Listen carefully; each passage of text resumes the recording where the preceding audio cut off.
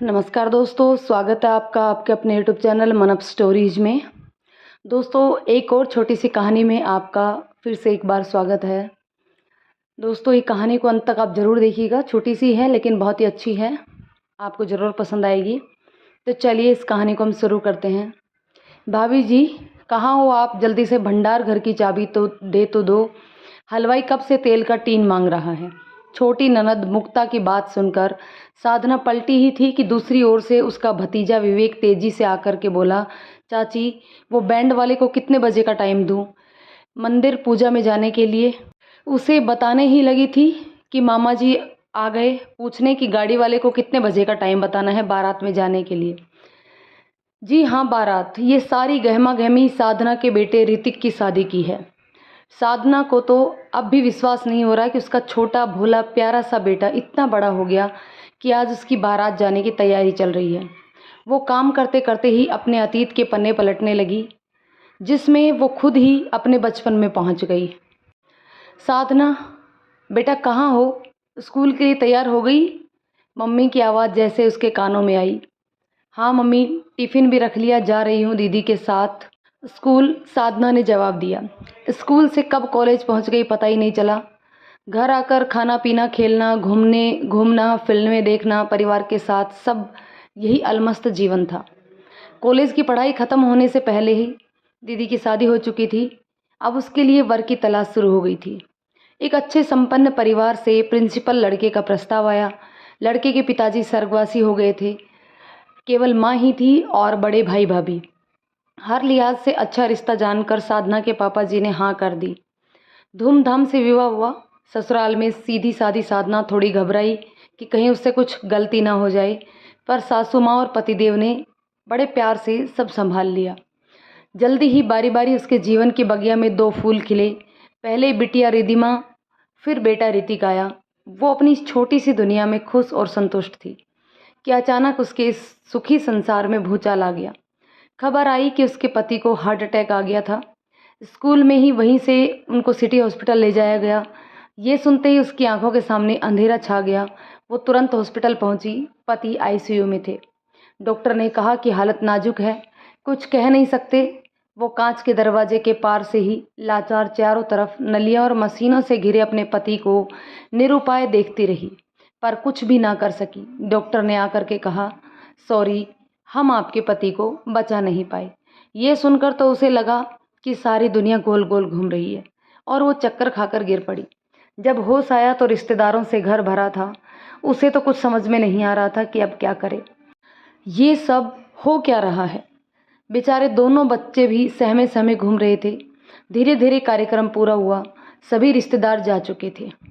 अब बस वो अकेली और साथ में दोनों मासूम बच्चे। इस निराधार जीवन को समाप्त करने का भी विचार आया उसके मन में, लेकिन दोनों बच्चों को किसके सहारे छोड़कर जाती। इसलिए अपने जी को कड़ा किया और संकल्प लिया कि पापा नहीं है तो क्या हुआ, मैं अब इन बच्चों के भविष्य का निर्माण करूंगी। माँ पापा दोनों की भूमिका अदा करूंगी। साधना के पापा और उसके अंकल ने भागदौड़ करके सारी सरकारी कागजात की कार्रवाई पूरी करवाई और उसे अनुकंपा नियुक्ति में स्कूल टीचर की नौकरी भी दिलवाई। वो स्कूल पढ़ाने जाने लगी तो थोड़ा मन भी दूसरा हुआ। बेटी कॉलेज में तो बेटा 12वीं में पढ़ रहा था। सब थोड़ा ठीक ठाक हो रहा था कि अचानक एक वज्रपात फिर हुआ। खबर आई कि पापा जी नहीं रहे। एक बार फिर वो निसहाय महसूस करने लगी अपने आप को। पर जीवन चक्र को तो चलते ही जाना है। ये भला कब रुकता है किसी के लिए। आखिर में एक खुशी और दुख का मिला जुला पल आया जब उसने धूमधाम से अपनी बेटी रिधिमा को डोली में विदा किया। एक अच्छे घर का इंजीनियर वर चुना था उसने अपनी बिटिया के लिए। साल भर बाद ही रिधिमा की गोद में एक नन्हा सा खिलौना आ गया, जिसे देखकर साधना अपने सब दुख दर्द भूल गई और ये बच्चा गोलू ही उसके जीवन का प्राण बन गया। वो उसके साथ ही बच्चा बनकर खेलती, घूमती, खाती, खिलाती। अब उसके जीवन का केंद्र बिंदु गोलू ही था। बेटा ऋतिक भी उसका बहुत ख्याल रखता था, उसके साथ दोस्तों की तरह ही ट्रीट करता था। लगा कि अब जीवन थोड़ी पटरी पर आ गया, लेकिन कहाँ। देखते हैं फिर क्या उथल पुथल होती है साधना के जीवन में। साधना का जीवन धीरे धीरे पटरी पर आ ही रहा था कि एक दिन जब वो खाना बना रही थी तो उसका सिर घूमने लगा। चक्कर खा के जल्दी से वहीं रखे स्टूल पर बैठ गई। उसने सोचा कि शायद गर्मी की वजह से ऐसा हुआ हो, पर फिर एक दो बार जब उसे बैठ के उठते या खड़े खड़े में चक्कर महसूस हुए तो बेटे के साथ जाकर डॉक्टर से चेकअप करवाया। डॉक्टर ने 2-4 टेस्ट लिए और कल आने को कहा रिपोर्ट के लिए। कहा घबराने की बात नहीं है, सब ठीक हो ही होगा। दोनों घर वापस आ गए और ईश्वर से प्रार्थना करने लगी कि कल की रिपोर्ट सही निकले। दूसरे दिन शाम को ऋतिक और साधना दोनों माँ बेटे डॉक्टर के कैबिन में बैठे थे, धड़कते दिल के साथ कि उसकी रिपोर्ट में पता नहीं क्या निकला होगा। डॉक्टर ने धीरे से अपना गला साफ किया, फिर बोले कि घर में कोई बड़े होंगे तो उन्हें साथ लेकर आओ। तो साधना ने कहा कि सर, अपने घर में बड़े भी हम ही हैं और छोटे भी। प्लीज़ आप जो भी बताना चाहते हैं बता सकते हैं, हम सुनने और सहने के लिए तैयार हैं।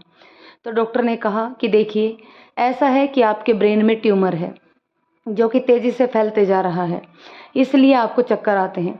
यदि जल्दी से जल्दी उसका ऑपरेशन करके उसे ख़त्म नहीं किया गया तो ये ट्यूमर आपकी ज़िंदगी ख़त्म कर देगा। ये सुनते ही साधना के कानों में जैसे सन्नाटा छा गया, उसे कुछ सुनाई नहीं दे रहा था।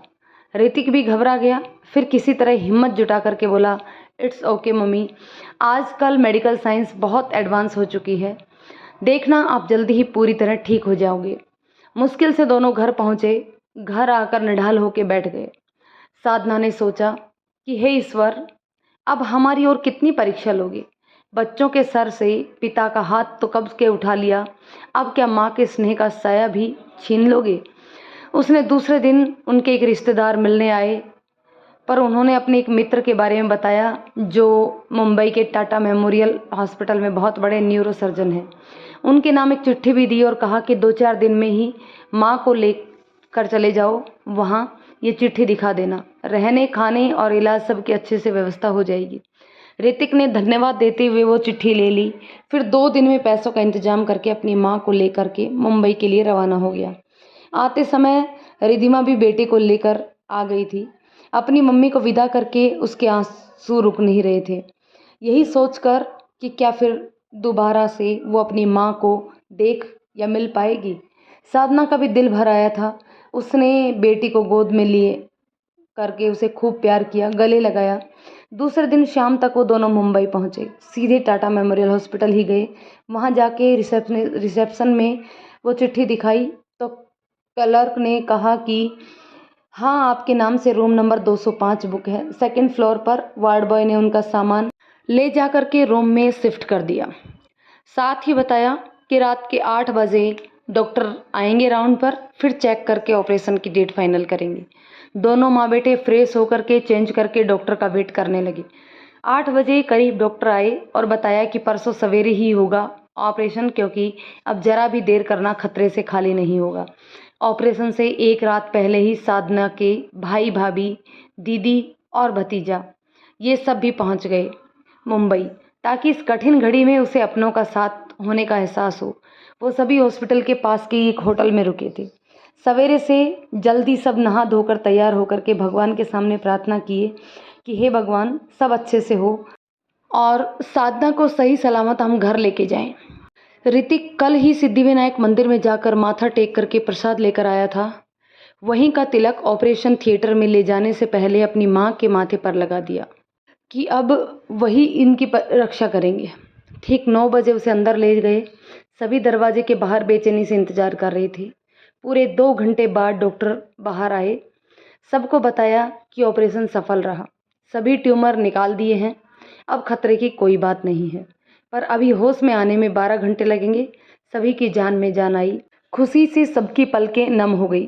तुरंत रिधिमा को फ़ोन करके बताया तो वो भी खुशी से रो पड़ी। उसे समझाया कि बस 4-5 दिन में हम वापस माँ को ले आएंगे। 1 हफ्ते उसे रिकवरी में टाइम लगेगा, फिर वो वापस अपने घर, अपने शहर आ जाएगी। फिर से ज़िंदगी की एक नई जंग जीत के हम अपनी हिम्मत और जिजीविसा के बल पर उसने मौत को भी मात दे दी। घर पहुंचने पर सभी ने उसका स्वागत किया और खूब खुश हुए। पर क्या उसके जीवन की ये खुशियाँ बरकरार रहेंगी या फिर कोई दुख उसका इंतजार कर रहा है?